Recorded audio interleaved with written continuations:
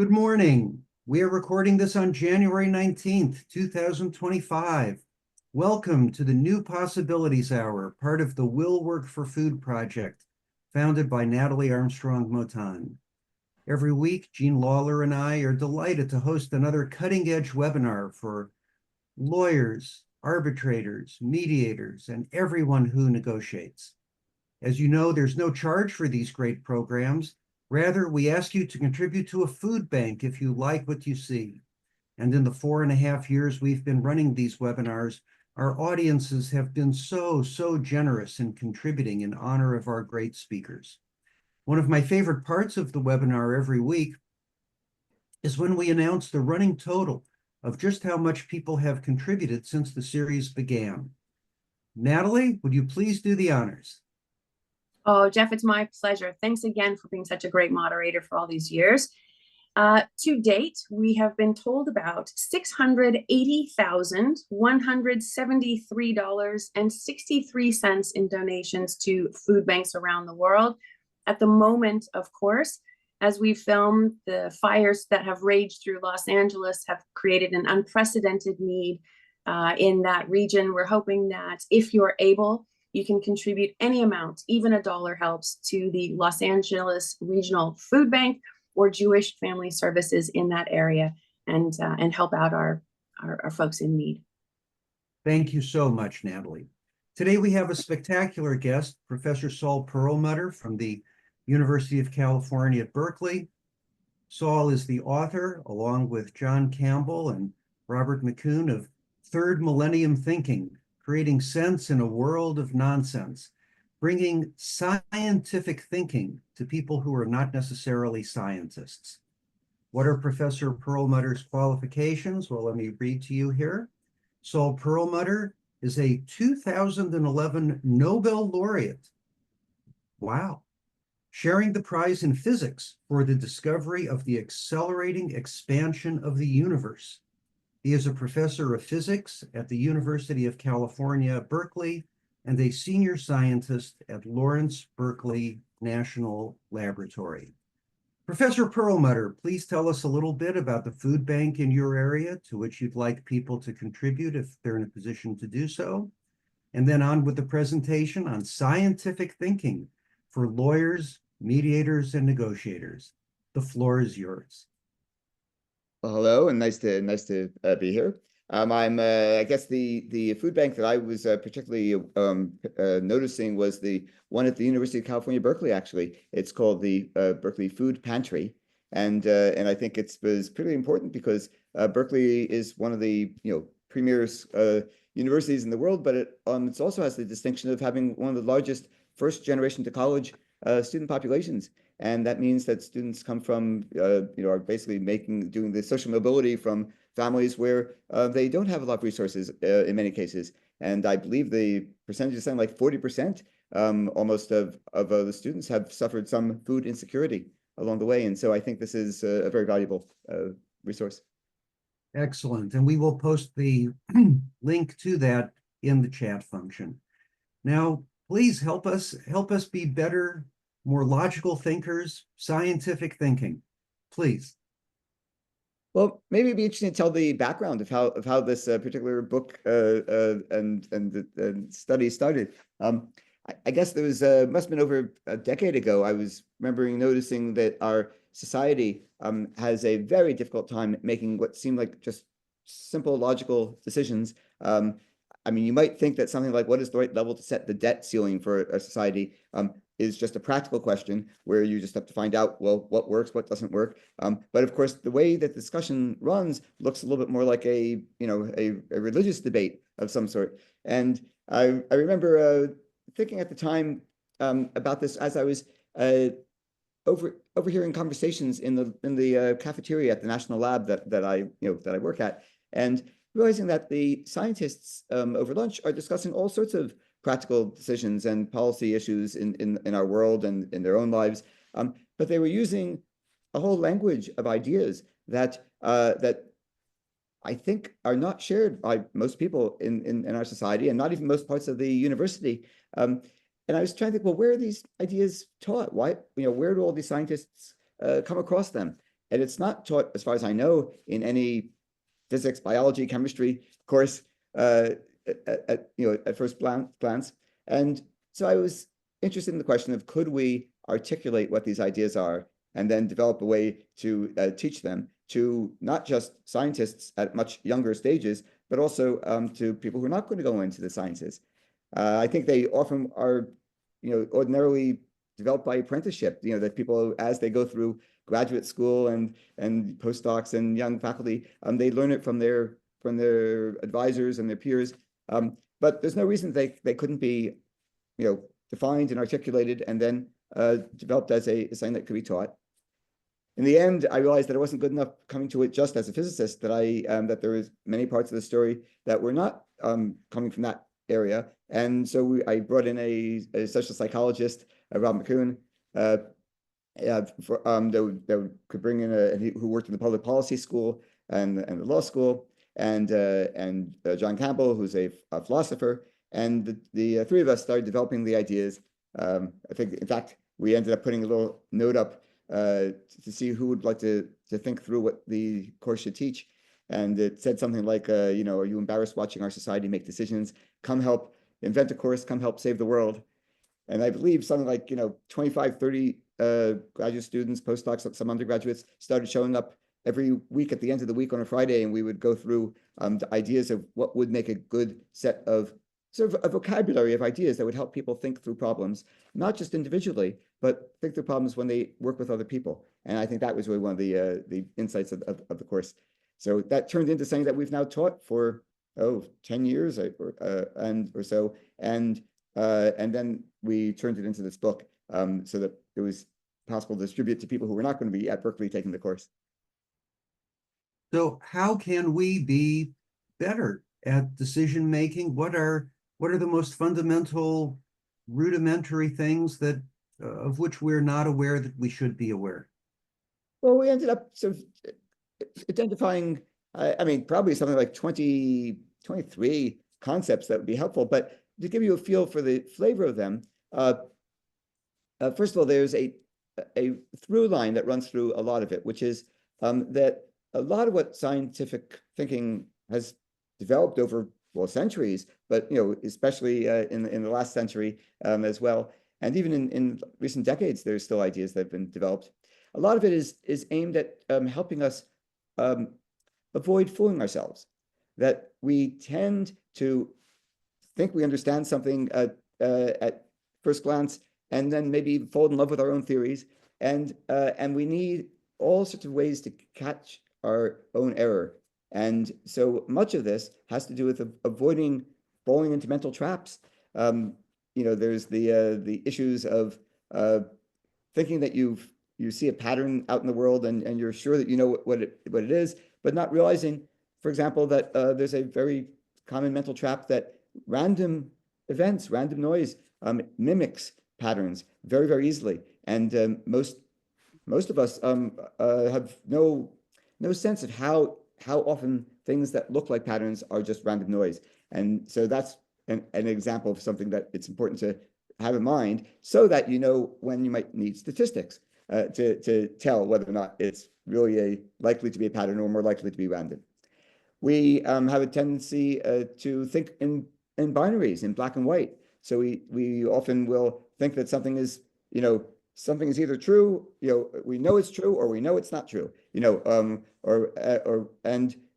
in fact, probably most of science has built around the idea eventually that we know things probabilistically, that some things we're very confident of, maybe 99.999% sure that they're true, and you'll bet your life on it. You'll get on an airplane and assume that these, many tons of metal will fly. But many other things that you might think if you really think about it, you realize that, well, I'm probably only 75, 80% likely to be right in this one.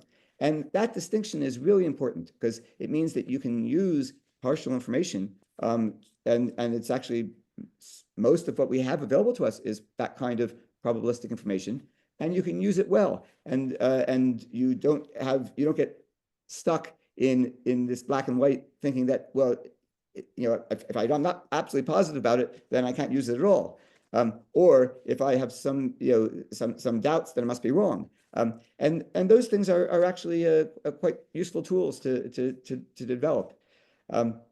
Then there are all other categories of topics that we discuss, and I'll just jump to some of the later ones because they are I think perhaps particularly of interest to the audience here as well. Once you learn a lot of these elements of logical critical thinking that are in this scientific thinking, and you are beginning to try to be very rational in how you approach the problem, there's a danger that when you try to make a decision, either by yourself or with other people, that that you need a good way to bring together all these rational elements with the fears and goals and values that are involved in a decision.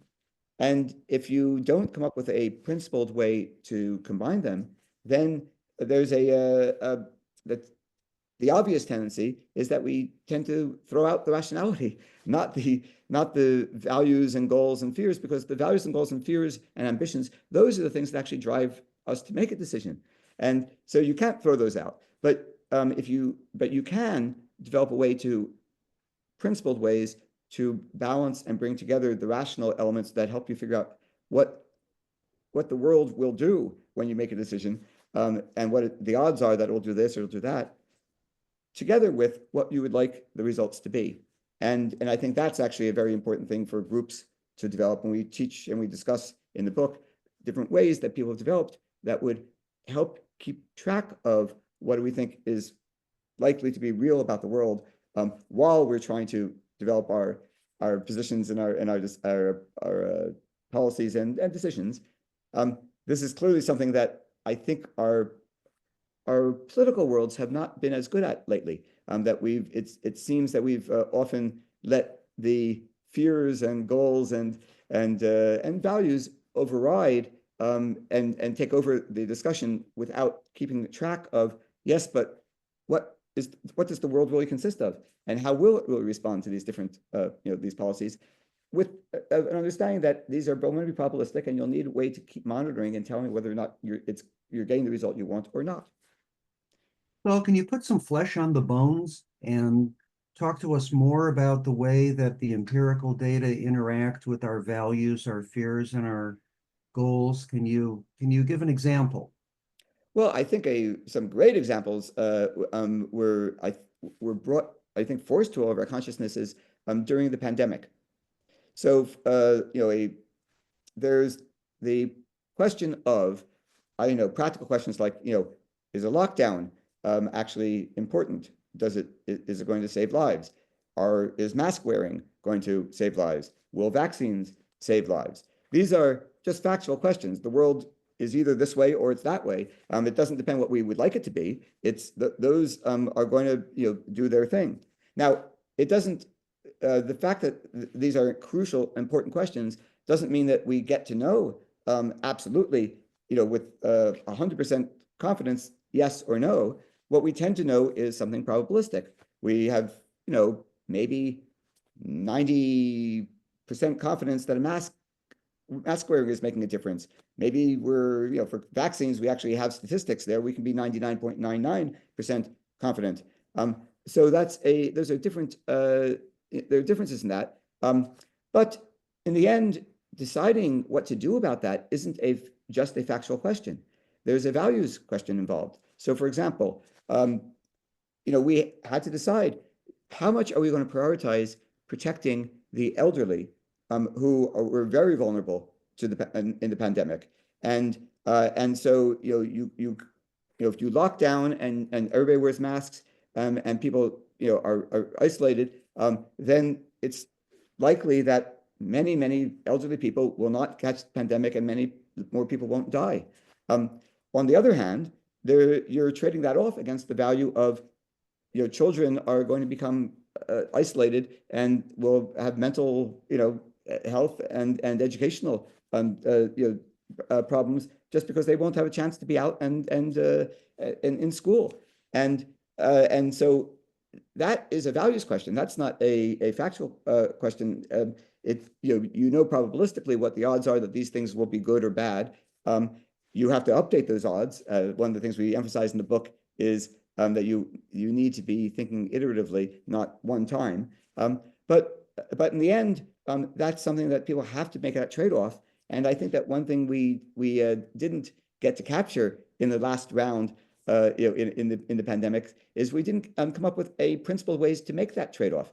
And so we were reduced to some policymaker had to decide, in some small group, what do we think the right answer is? And then tell everybody that's the answer.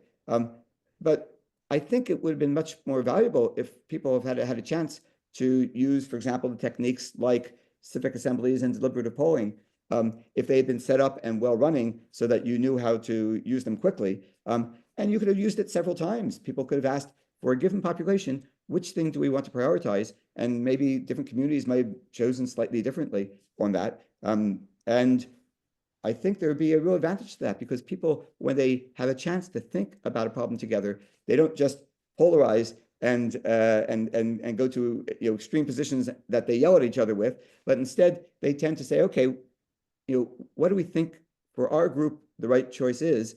And then they actually look to mitigate the problems that the choice creates. So once you've invested in making a decision that, for example, you will have a lockdown, then people will feel that they ought to really dive in and help each other, make sure the children are getting enough contact and education and not be isolated.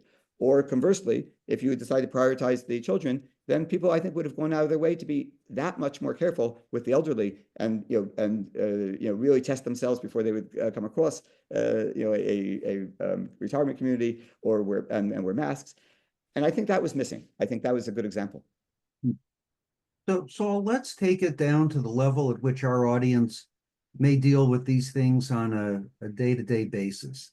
And that is litigated claims. Could be a breach of contract. It could be anything from an intersection collision to a huge bet the company antitrust case involving Fortune 500 companies. And we deal with the issue of uncertainty in ways that could probably stand some improvement. So when we as mediators ask lawyers, how do you assess your chances in this case or the strength of the case, we sometimes get, oh, this is a lead pipe cinch. You can take this one to the bank. We get statements like that. And then sometimes we get super specific statements like, this case has I give it about a 78% chance of winning. And neither of those is particularly useful. One is too general, one is too specific. And it also doesn't really address the question for a client who's got to make a decision. Well, let's say 65% chance of winning. Do I want to cash in my chips, or do I want to play that? Although, is that good or bad to have a 65% chance of winning? It's sort of an individual question. So let's say that you're talking to a lawyer friend, and the lawyer friend tells you, oh, the other side, they don't have a ghost of a chance.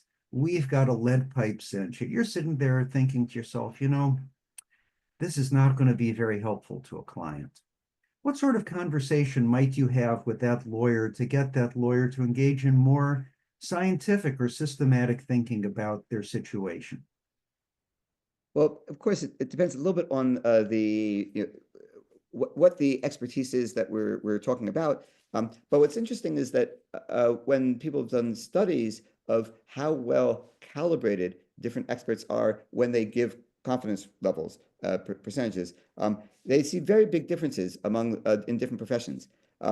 And in particular, if you're some of the best ones are like weather predictions, where because the experts in weather get a lot of feedback. They're every day they immediately get to see whether or not their percent odds that it's going to rain actually worked. they get to calibrate that. And so the best of the weather predictions are actually quite good. When they give you, 75%, that means that really 75% of the time, what they're predicting will happen. But conversely, apparently, experts like doctors who, are very experienced people in their professions, their percentages apparently are not as reliable. And there, it's probably a mixture of a number of different, things that will distort it. They don't get immediate feedback. It's not clear what it is that they're predicting, whether or not they're predicting, the person will generally get better, or is it going to be a complete cure, or is that they're not going to do well? And so the numbers are often not very strong.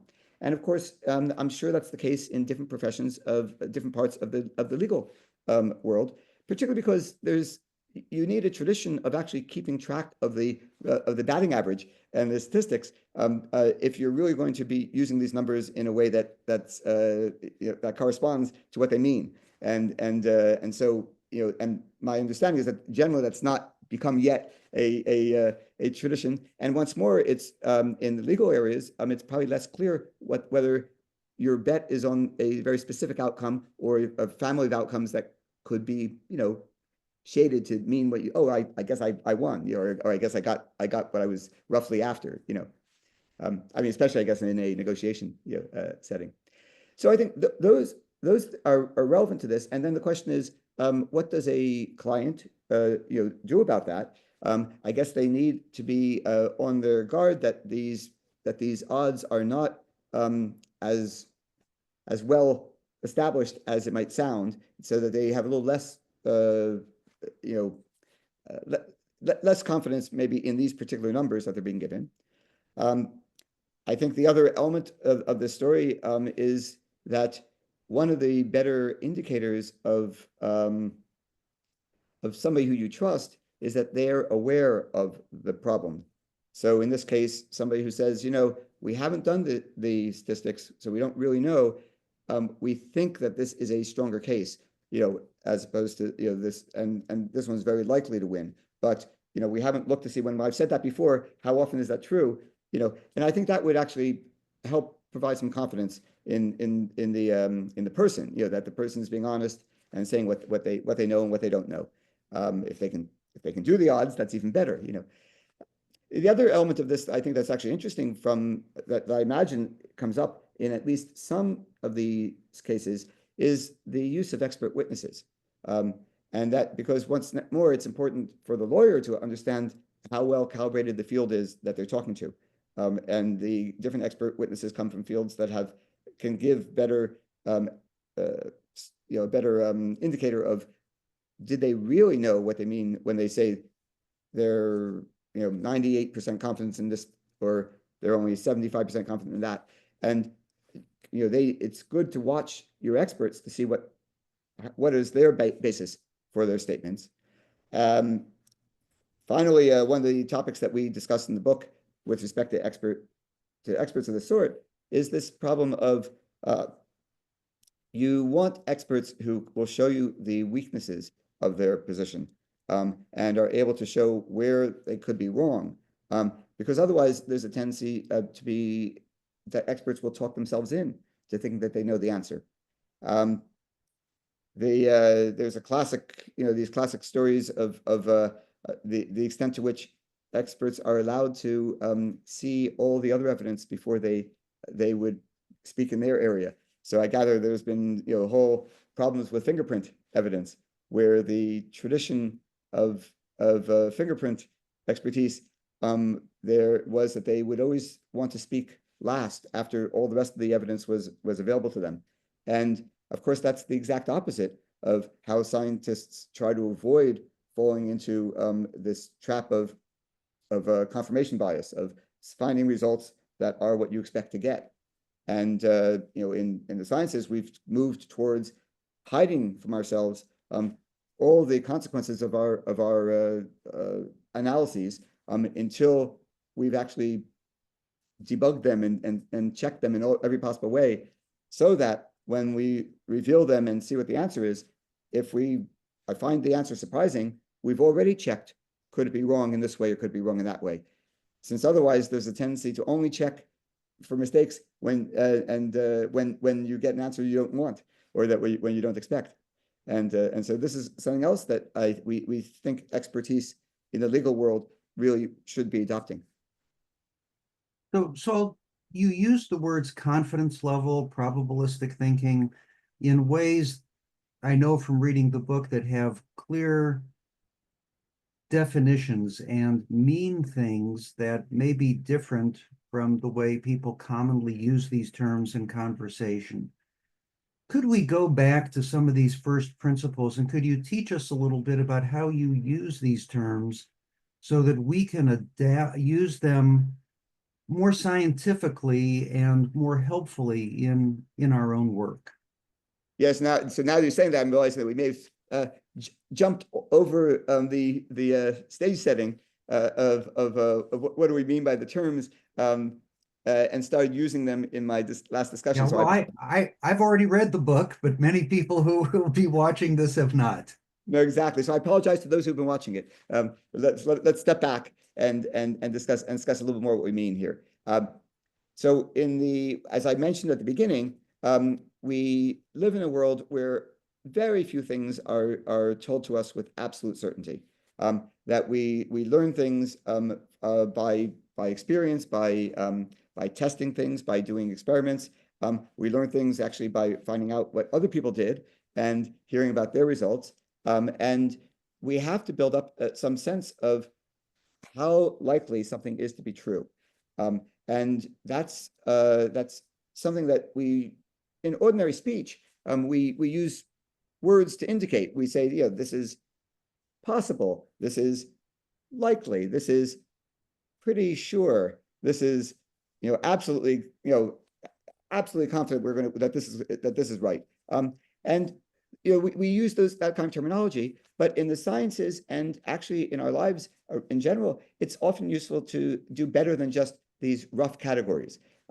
And because you can actually use numbers, and we're used to them in certain very specific contexts. Like, as I said, you will see a weather forecast that will tell you there's 90% chance of rain today, and another one will tell you there's only a 45% chance or a 60% chance of rain. And so we roughly might recognize what that means, but the way that you actually build up these numbers is you do you say the predictions are done over and over and over again over, let's say, every day if you're a weather forecaster, and you see whether or not 75% of the time when you say it's going to rain, does it really rain? And that's what you want the number to mean. And so that and 90% of the time when you say it's going to rain, when you said 90%, that's what you want to happen. And you can do that in areas where you get lots of information, where you get many chances at it, and you can just run the numbers and see, okay, so when I feel this confident, that's 60%, and when I have data telling me that's that confident, that's 80%, and then you can actually do that. But most of the time we don't get something quite so clear, and so we have to be gauging roughly. What we find is that you can do studies of what does it feel like to be, if I asked you, which is longer, the Amazon or the Nile, and you'd say an answer, and you'd say, but I don't know, I'm probably only 60% likely to be right, or maybe 50% likely to be right if I really don't know. Whereas if I, asked you, which is taller, the Eiffel Tower or the Empire State Building, you might give a number, you might give an answer that you say, I'm more like 80% likely to be right. And it turns out that people tend to have some sense of this. They're not usually perfect at it, and in fact, they tend to underestimate how much they know when it's really marginal and like 50% odds that they're right, and they overestimate how much they know at the top end. That they'll say this thing I'm 99% sure of, and they'll only be right maybe 88% of the time, something like that. So these things are things that people can learn over time to gauge, how is it that we're pulling in information, and it's useful. And so that having that rough sense of how strongly you trust something and maybe using it more in your daily discussions can be helpful. A game that we played in the classroom is that we have the students discuss some practical question, like we said, okay, has standardized testings in the school improved or hurt education? And they started a discussion of that kind. But what we throw in is we say every time you say a sentence which could be true or false, give a number for whether you think how strongly you believe it. Teachers are nowadays teaching to the test rather than teaching what they think is important. 78. I think that's 78% likely to be true. And they find that when you do that, you become much more aware of the fact that you're resting your arguments on some things that you're very sure about, but some things that you don't really have that much confidence in. And just that practice mentally helps you be a little bit more able to think through, well, what if the 25% of the probability that I think is probably not the case, what if that was true? How would that change everything I do in this and the rest of the argument? And doing that, I think, provides a much more capability of thinking through problems, and it makes it easier to think through problems with other people, where you realize that actually we don't disagree with things as much as you think. That it's just that one of you is putting something with a little bit stronger weight, and the other's a little less weight, and therefore they want to explore the problem in a slightly different way. So this issue, Saul, of dealing with people who are overconfident is something that's very germane to us as lawyers and mediators and wanting clients to make good decisions. How do you tell us again, what are the circumstances where people tend to be most overconfident in their estimations? Well, there's two different parts of the story that come to mind immediately, but maybe the most important is that among the cognitive biases that we discuss in the book, I think some of your audience will have read things like Danny Kahneman's Thinking Fast and Slow, where people have gotten used to a number of the sort of odd ways that our brains tend to, and usefully come to fast conclusions, but these fast conclusions in certain areas really can lead you far astray. One of the ways that we tend to go wrong is we tend to look for evidence that will back up what we think is true, rather than looking for evidence that might disprove what we think is true. And so there's this bias towards noticing every newspaper article that agrees with what you think, rather than the newspaper articles that disagree. And there's also a bias towards being much more critical of the ways in which the article could be making mistakes and noticing the problems with it when it disagrees with the position you think you have, than an article that would agree with what you think you have. So that tends to make people much too confident in their positions of that sort. And so the need to watch out for that desire to immediately go for things that will show you right, as opposed to hunting for things that could be showing you where your thinking is weak, is a really important part of the story. So let's say hypothetically you're advising someone. It could be in a lawyer-client relationship, or it could be with a spouse, or it could be anybody. And you think to yourself, this person is just way overconfident, right? Clients in lawsuits all the time will say, I didn't do anything wrong. Doesn't matter whether you're the plaintiff or the defendant. Nobody ever did anything wrong if you ask them.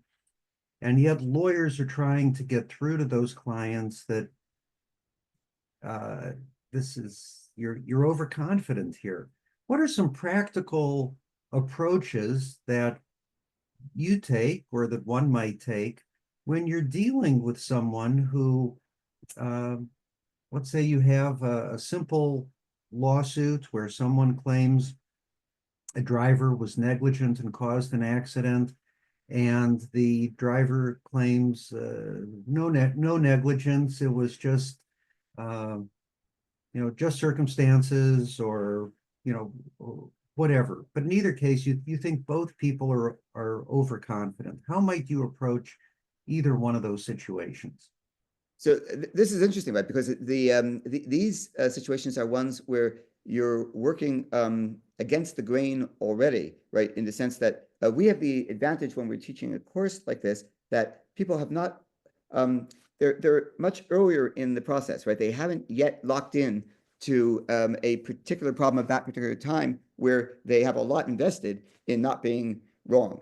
But in general, what we try to do is get people to recognize all the ways that we tend to make mistakes, and that the fact that we're making mistakes all the time, that's actually built in to for example, the whole scientific process is built around the idea that we will all be making mistakes, and that what we're doing is we're working with a community of people who will help catch each other making mistakes, and that's how we do better. And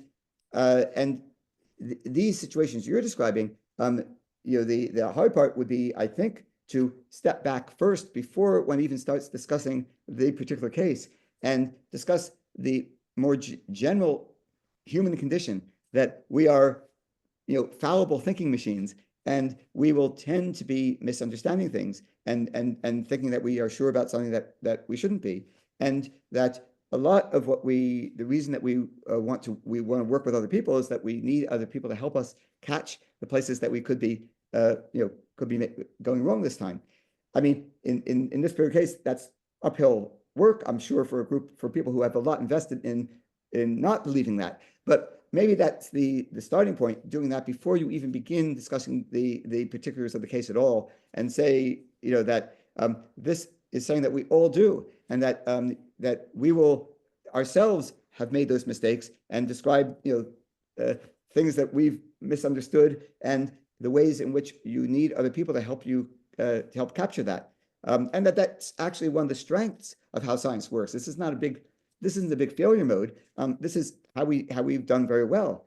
And then maybe we can possibly get somebody to think, okay, maybe it's possible that I'm only seeing the things that I want to see in this particular case, because that's how humans tend to work, and that they probably need somebody else to help them think through, okay, where could this be wrong, so that they can have more realistic assessment of the situation, which they might be forced to deal with when they go into a law case.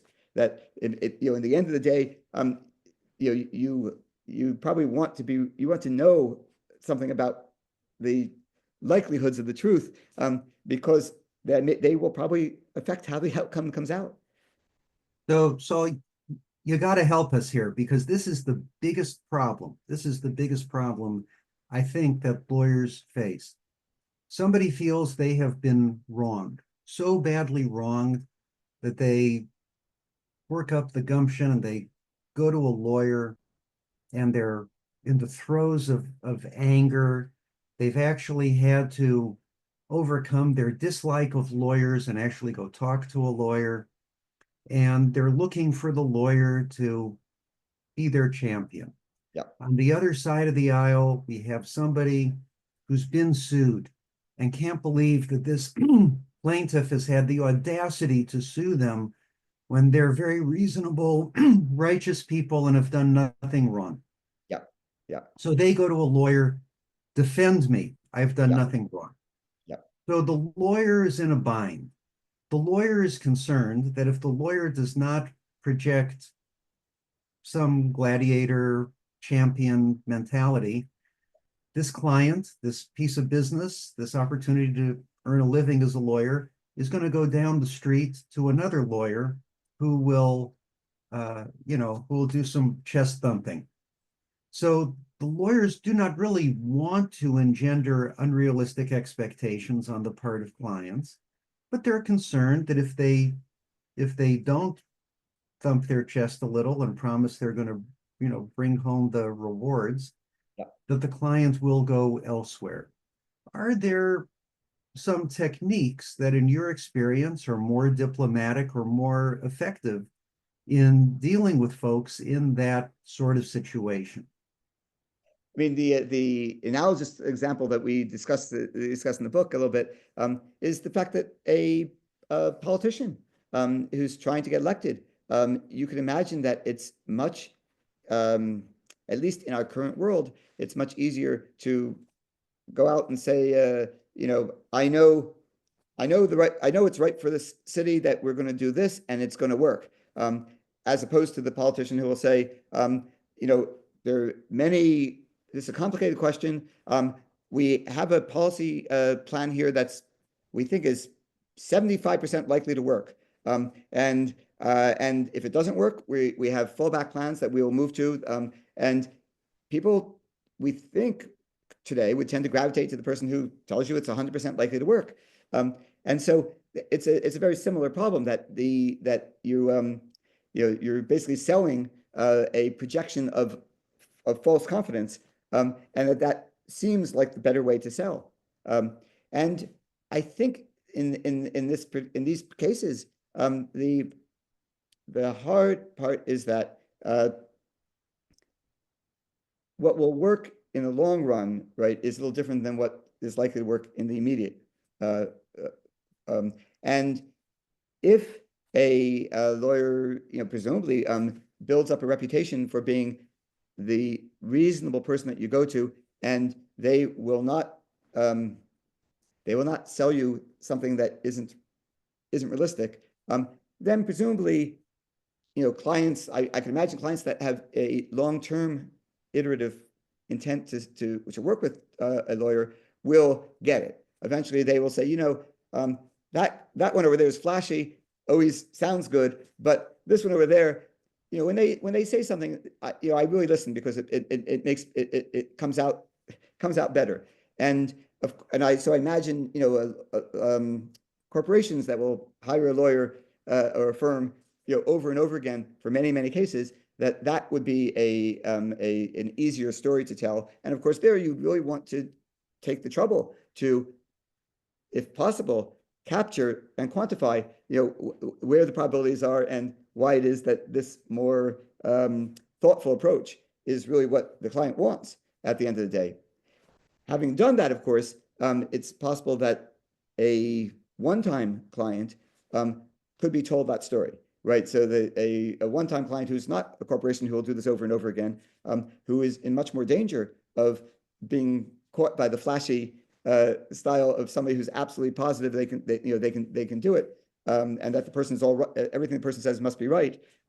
That presumably the best one can do as the more responsible style is to say, well, here's why we approach it this way. And I could tell you that I'm going to fight for everything you say because it's absolutely right, or I can say I will. What we're going to try to do is the best we're going to get in this situation where there's another side that is going to claim that they're all right, and we've got to find a way to be able to capture what we think the realism is going to be, because that's where the answer is going to come out when there's a judgment, or a negotiated settlement. And so that's why we think you want to come to us as this more realistic partner. I mean, I think that I certainly know that these issues of this problem is not an easy one to solve, and we certainly have not solved it for how politicians can tell their story yet. And so this is a big deal. But I think that would be the starting approach that I would take. And once more, I would try to separate out for people a little bit the questions of what is the world going to do, because the world is going to do its thing no matter what we want it to do, from what things do we feel like the world should do, because that's the world we want to live in. So now first of all, it's quite comforting to know that even a Nobel Prize winner finds the problem hard, because we find it hard. So now let's roll the tape forward a little, Saul. And we are often in the situation in a mediation where a lawyer comes to us as the neutral mediator and says, Jeff, you got to help me here. Natalie, you got to help me here. My client has unrealistic expectations. I've been trying to tell my clients that, our chances of winning are not as high as the client thinks they are. The client perhaps is driven by emotion, oftentimes driven by emotion, much more than the lawyer, whose job it is to take a more cool, calm, and collected look at things. And the lawyer comes to the mediator and says, I'm coming to the mediation for help in trying to get these unrealistic expectations down to planet Earth. Since you're a cosmologist, I think that'll ring a bell with you. And out of the high heavens and down to planet Earth, what are some things that we can do to try to help that lawyer get the client's expectations out of the clouds? Well, my memory of some of the techniques of mediation are actually very germane here, right? That in some sense, you can teach me, as much as I can teach you, in the sense that my memory is that there are these techniques that involve trying to get the clients to say, okay, here's to separate out and be clear. Here's my emotional stake in this, but also here are the things that I want to see happen in the long run, and that in the end, one can be very angry or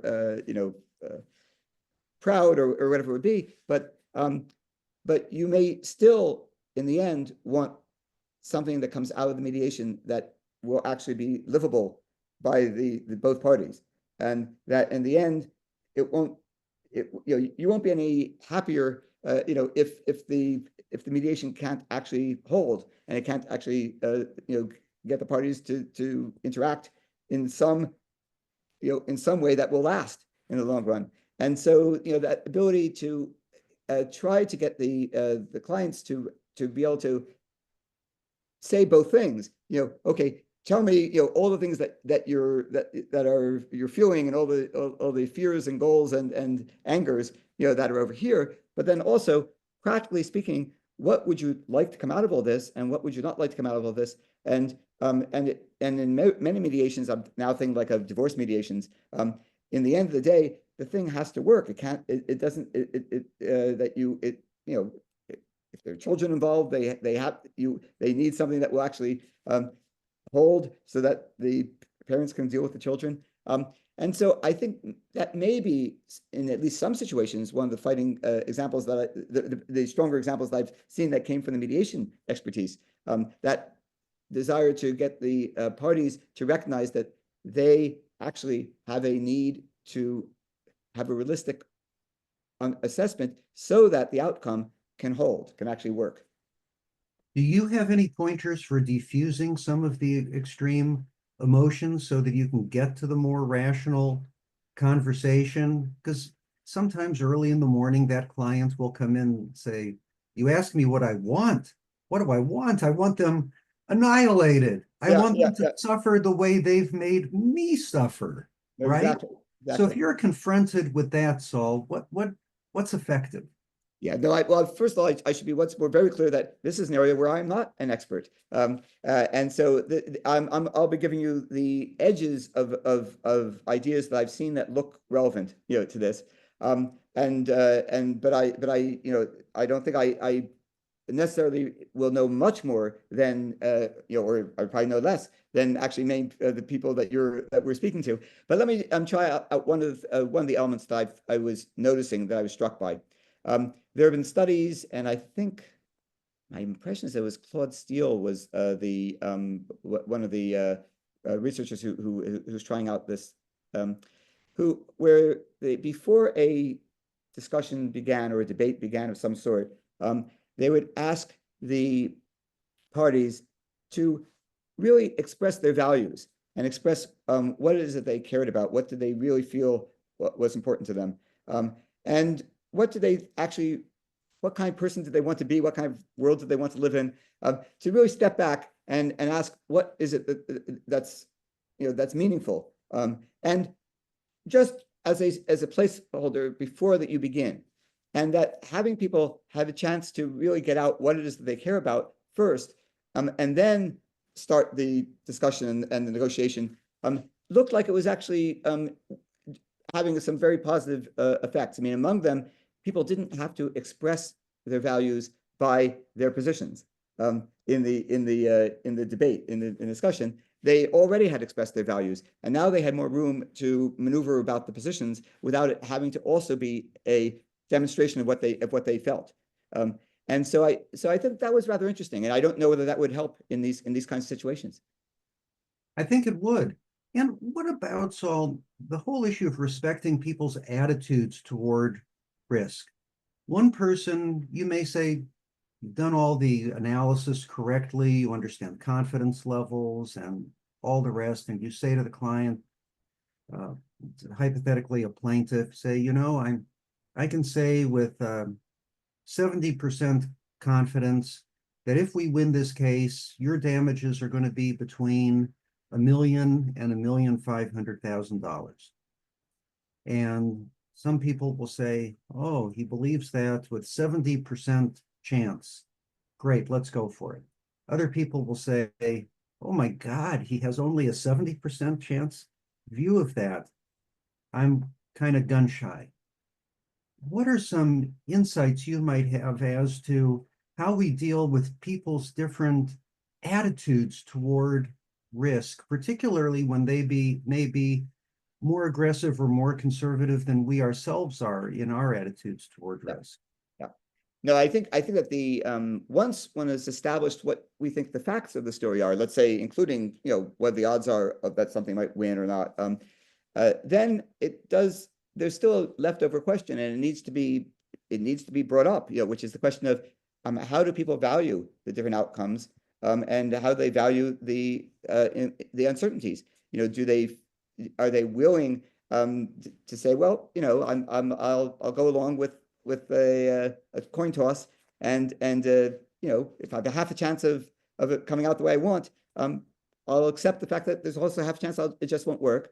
Whereas somebody else may really feel that they don't want to work under those conditions, and they would rather maybe settle in a different way. And I think that's a very legitimate thing for people to have differences. That's something that's personalities have different reactions to.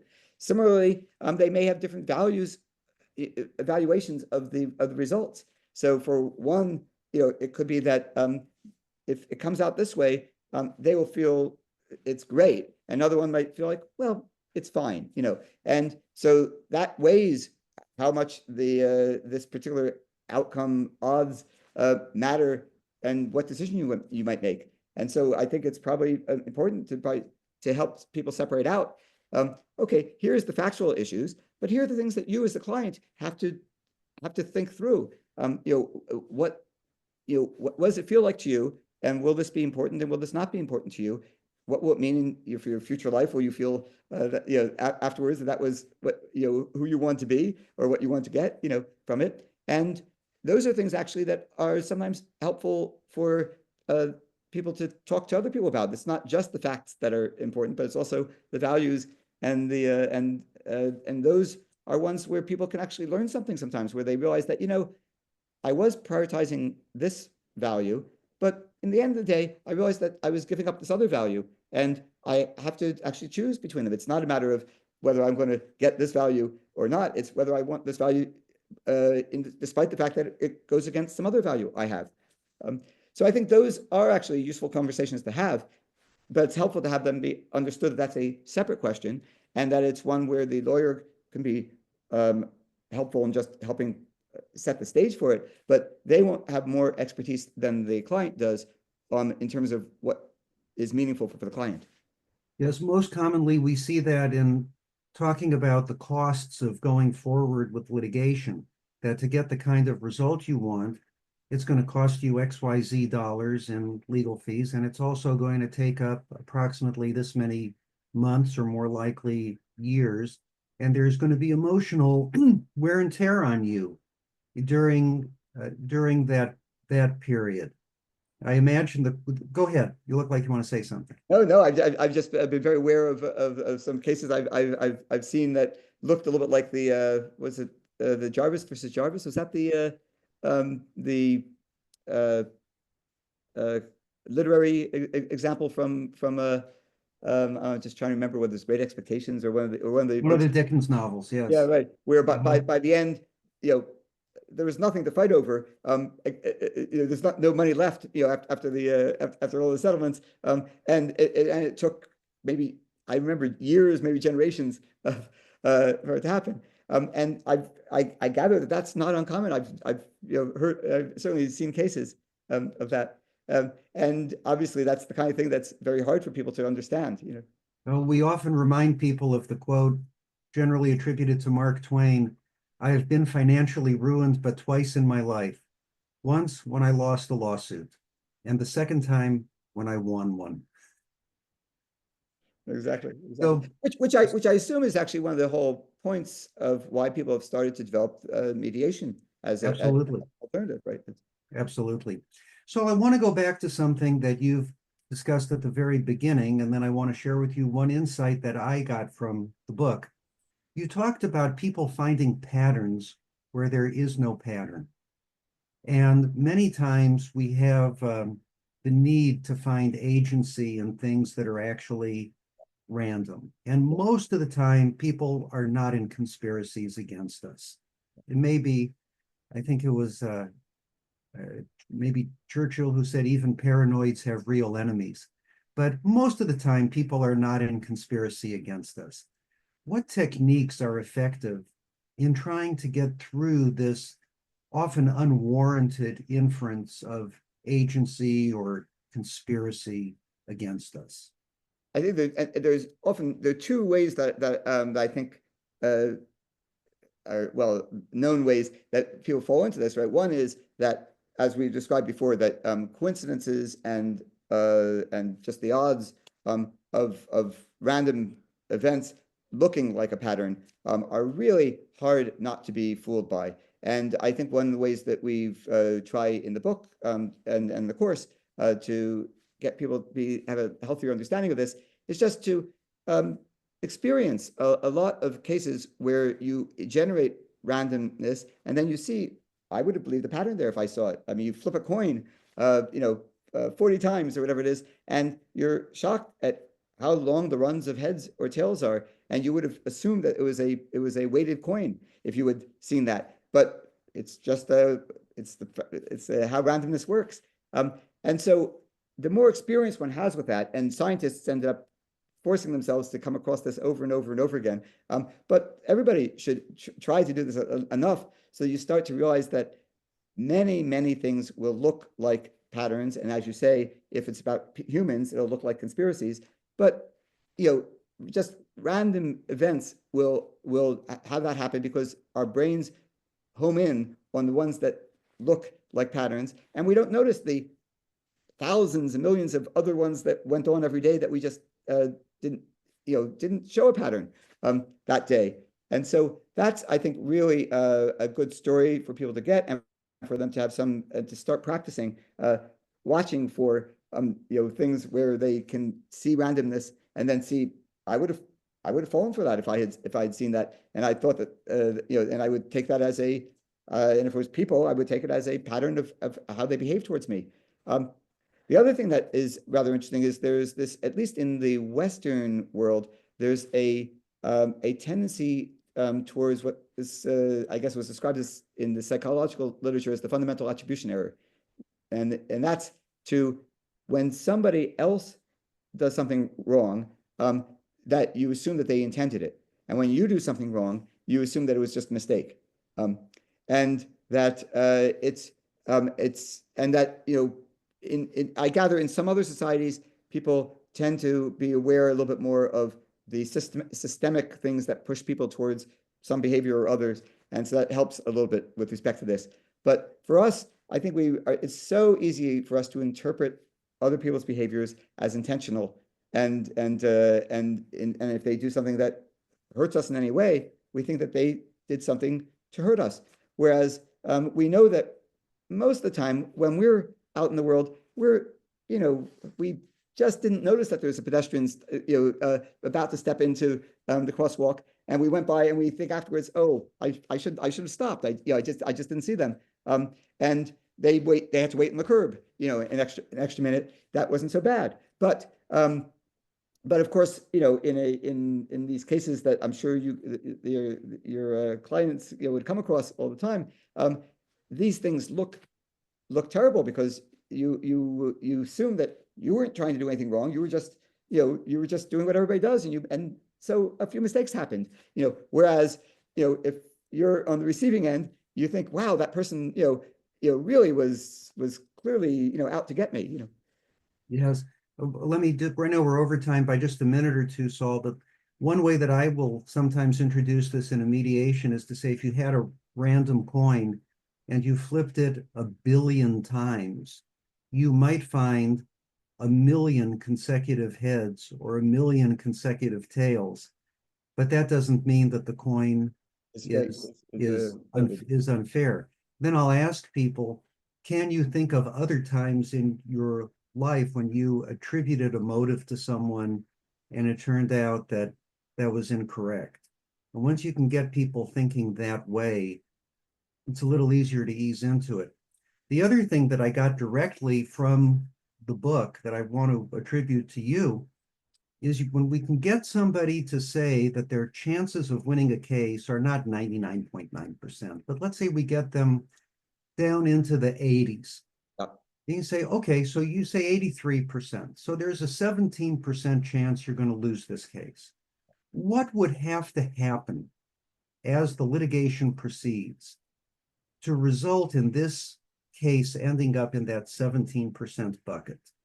Well, the lawyer says, here's what would have to go wrong. The judge would have to rule X, the witness would have to testify Y, the jury would have to be full of people like thus and so. And then if I can break it down that way and get people then to say, okay, now what's the chance of the jury being filled with this or that kind of person? What's the chance of the witness not testifying a certain way? What's the chance of you're not being able to find the smoking gun document? The more that it can be atomized and people can give some realistic percentage of the things that, if those things happen, then we're more likely to lose the case, then that 87% or 83% starts to come down. And that is a technique I have used in mediations that I got directly from having read your wonderful book. I'm holding it up again because I hope people who view this will buy the book and read it. I got a lot out of it, and I hope a lot of other people will too. Third Millennium Thinking by Professors Perlmutter, Campbell, and McComb. Professor Saul Perlmutter from the University of California, Berkeley, this has been an absolutely fascinating and fantastic hour. Thank you so much. I hope that people are able to contribute to the food bank at Cal that provides for students with food insecurity. Also, here in Los Angeles, we need their help for relief from the fires. Thank you so much. Please contribute to food banks. And with that, we are complete. Thank you. It's a pleasure. Professor Perlmutter, we're talking about stats and numbers. I knew that when I attempted last week to read your work on dark matter and its repulsive nature, there was a 0% chance that I would understand what you were trying to educate me about. But I also knew that there was a 100% chance that I would truly enjoy this hour with you and come away with a lot more knowledge and wisdom. And for that, I thank you 100%. And Saul, when I think about the dark matter and all that, I too have a 0% chance of understanding it, but 100% chance I'm not going to sleep well that night. Well, one of these days, I should have opportunity to give you there's a version of the story where I always feel like, here's a story where I bet by the end of the story, everybody can go home and tell their families that night about how it is that we think we have learned something about the expansion of the universe. And that is something that surprisingly is one of the very few aspects of fundamental physics that I find that you can explain to everybody. And so I think that's kind of fun. So one of these days we should try it. Well, at the next Harvard College class of 1981 reunion, you and Liz and I will head over to 33 Dunster Street or the Hong Kong, and we'll hear all about it. Okay, good. Okay, thank you so much. Thank you. Pleasure, and thank you guys for doing such a nice effort for food banks. It's I hope of course it keeps helping. It will. Thanks so Thank you. much. Have a Thank you, wonderful sir. day. Nice to meet.